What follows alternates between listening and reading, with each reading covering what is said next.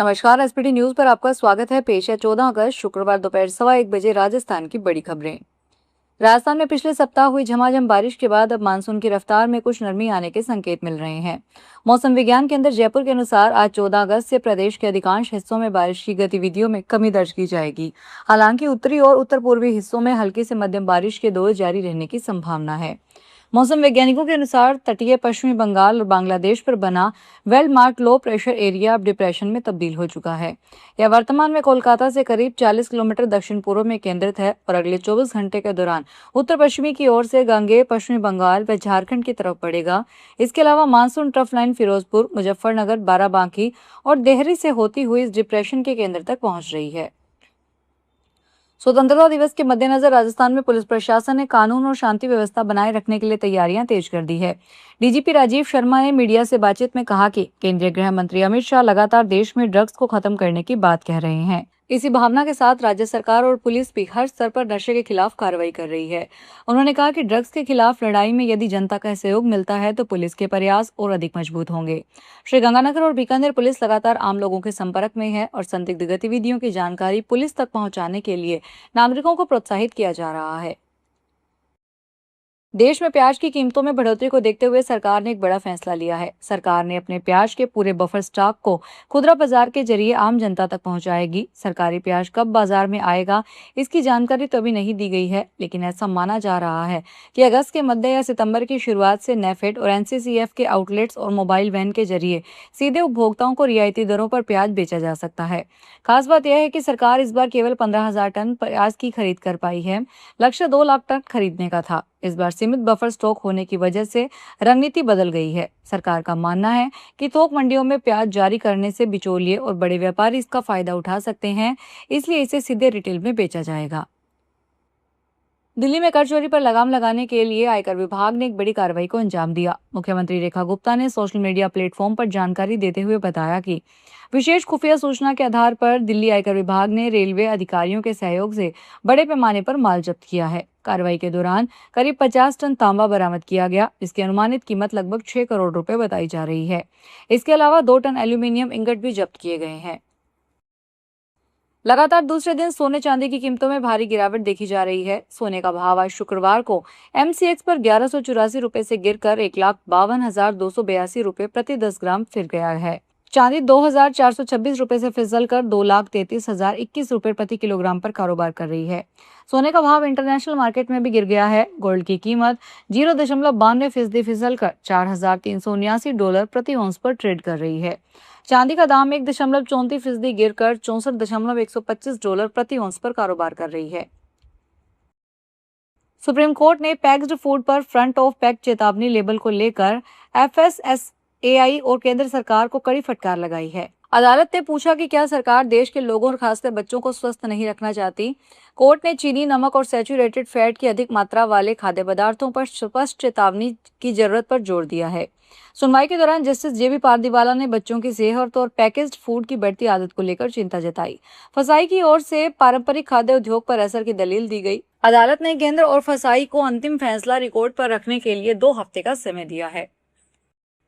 बाड़मेर में लेक्चरर नक्ताराम के ट्रांसफर के 7 महीने बाद रिलीव करने का रिमाइंडर आया तो स्टूडेंट ने स्कूल के गेट पर ताला जड़ दिया।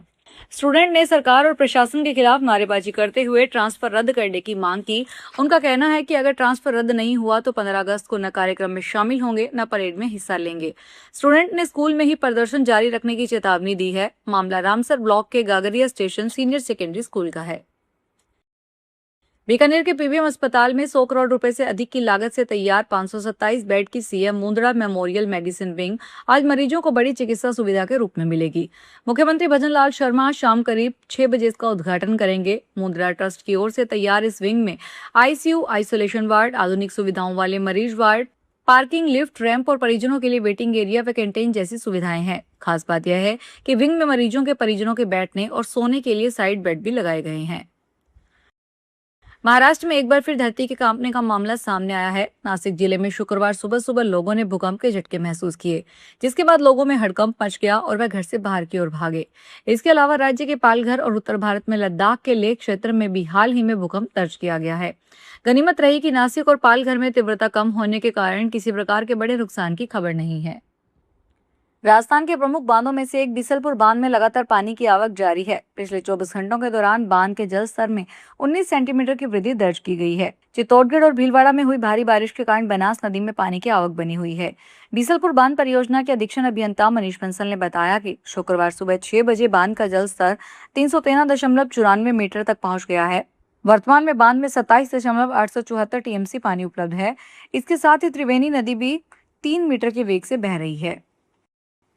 अजमेर में बेटी को गोद में लेकर आइसक्रीम दिलाकर घर लौट रही महिला से लूट की वारदात हो गई। महिला मोबाइल पर बात करते करते चल रही थी, पीछे उनके पति चल रहे थे। इसी बीच बाइक पर आए दो बदमाश उनके हाथ से मोबाइल छीनकर भाग गए। महिला के चिल्लाने पर पति चोर चोर चिल्लाते हुए पीछे भागे, लेकिन बदमाश पकड़ में नहीं आए। मामला अलवर गेट थाने का है। इससे पहले भी शहर में चैन स्नैचिंग और मोबाइल लूट की वारदात हो चुकी है। सभी मामलों में बदमाशों ने सड़क पर पैदल जाती महिलाओं को ही निशाना बनाया। कोटा में ऑपरेशन रूट क्लियरेंस अभियान के तहत चेचट पुलिस और डीएसटी टीम ने गोवंश तस्करों के खिलाफ बड़ी कार्रवाई की है। पुलिस ने 6 अंतर्राज्यीय तस्करों को गिरफ्तार करके उनके कब्जे से 42 गोवंश को सुरक्षित मुक्त करवाया है। थानाधिकारी उत्तम सिंह ने बताया कि पुलिस और डीएसटी टीम ने एटलेन टोल प्लाजा के पास नाकाबंदी कर रखी थी। मोड़क की तरफ से आ रही एक संदिग्ध कार को रोकने का प्रयास किया गया तो चालक तेज गति से भगा ले गया। पुलिस ने कार को डिटेन कर उसके सवार तस्करों से पूछताछ की तो उन्होंने बताया कि उनके पीछे एक ट्रक कंटेनर आ रहा है, जिसको वे एस्कॉर्ट कर रहे हैं। चित्तौड़गढ़ में शनिवार को 80वां स्वतंत्रता दिवस पूरे उत्साह के साथ मनाया जाएगा। राष्ट्रीय पर्व की खुशी बच्चों के साथ बांटने की तैयारी भी पूरी हो चुकी है।